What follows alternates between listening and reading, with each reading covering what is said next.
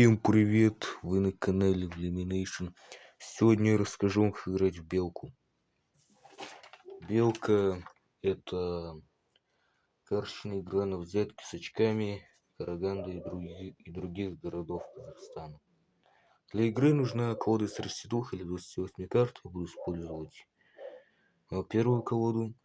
Старшинство карт, можно сказать, идентичное старшинству карт в карточной игре скат, то есть мне козырной масти это семерка, семерка, девятка, дама, король, десятка, туз. Козырной масти это семерка, восьмерка, девятка, дама, король, десятка, туз. Бубновый валет, червовой валет, пиковый валет, крестовый валет. В этой игре валеты тоже являются постоянными козырями. В колоде из 28 карт, старшинство карт это мне козырной масти восьмерка, девятка, дама, король, десятка, туз, бубновый валет, туз.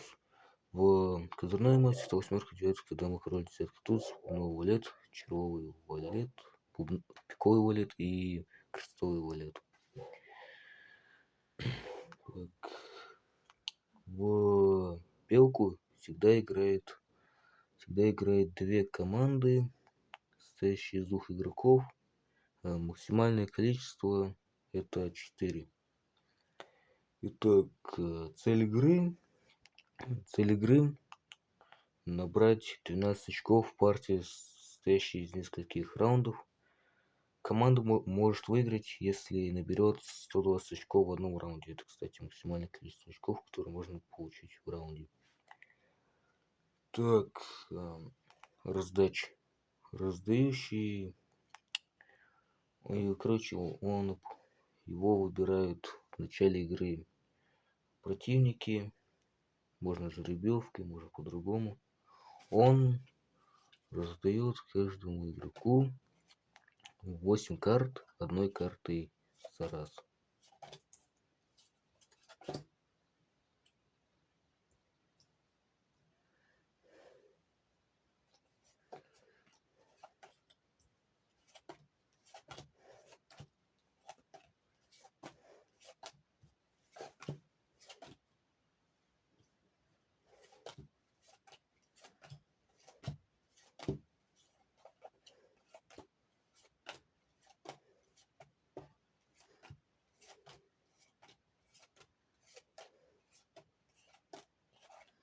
Так, после того, как все игроки получают 8 карт, раздача заканчивается и начинается розыгрыш, также известный как розыгрыш взяток или ход игры. Один из игроков выкладывает первую карту. Все противники должны наложить карты одинаковой масти. Если у них нет, то тогда они выкладывают любую карту на свое усмотрение. Такая ситуация имеет название «слить карту». Игрок, который положил самую старшую карту, забирает взятку и ложит следующую карту. Такая ситуация имеет название «зарубить карту».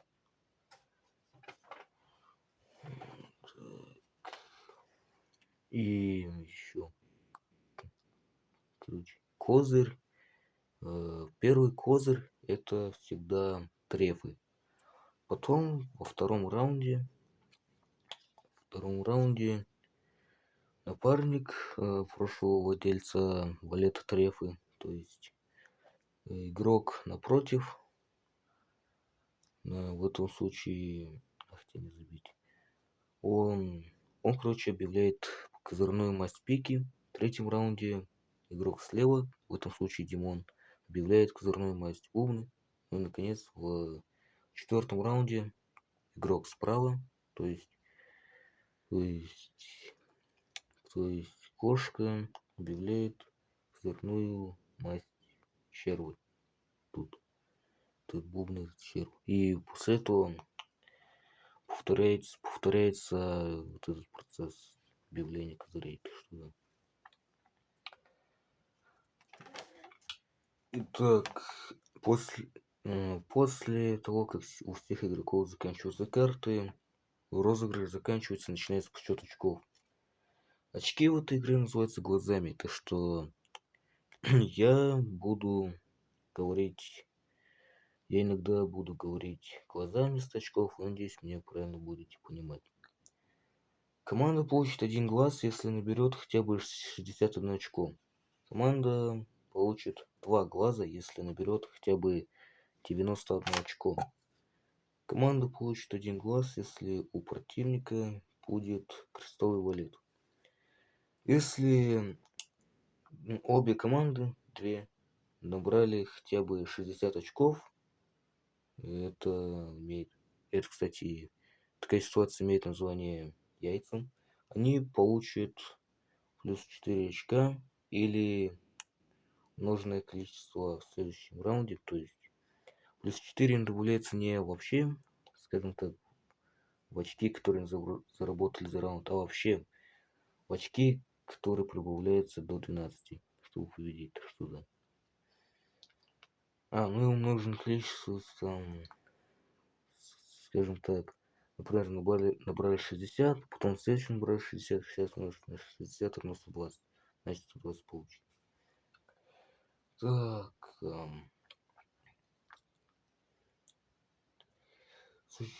еще существует вариант, где 120 очков дают плюс 4 очка вместо победы вообще всей партии. Еще все игроки, забыл сказать, они все сидят крест-накрест от друг друга. То есть вот так вот тут сидит слева Димон, справа Кошка, сверху Осьминог, ну и напротив Осьминога снизу я. Так, еще победа, в которой команда набрала 120 очков за 1 раунд, называется голой победой. И еще, как бы сказать, точно, как же, чуть было не забыл.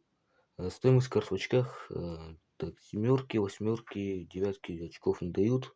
Валет за 2 очка, дамы 3 очка, короли 4 очка, десятки 10 очков, тузы 11.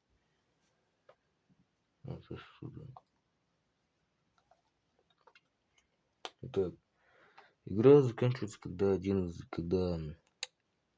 когда команда получает 12 очков или больше, либо же набирает как минимум 120 очков за 1 раунд.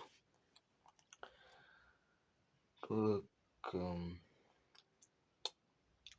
еще шестерки в этой игре.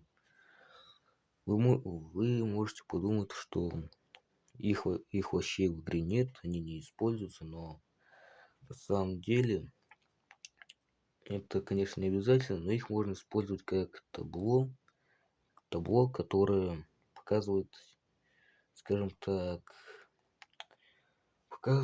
уровень очков у противников. То есть там, короче, вот эти шестерки медленно раскрываются одна за другой.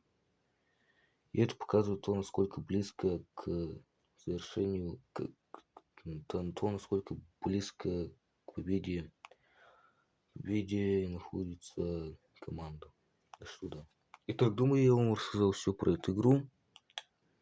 Если я что-то упустил, можете написать об этом в комментариях. А если я что-то вспомню, то напишу об этом в описании этого видео. Надеюсь, вам понравилось видео. Надеюсь, вы поняли, как играть в белку. И надеюсь, надеюсь, вы все это сделали. Ну а на этом заканчиваю видео. Так что всем пока.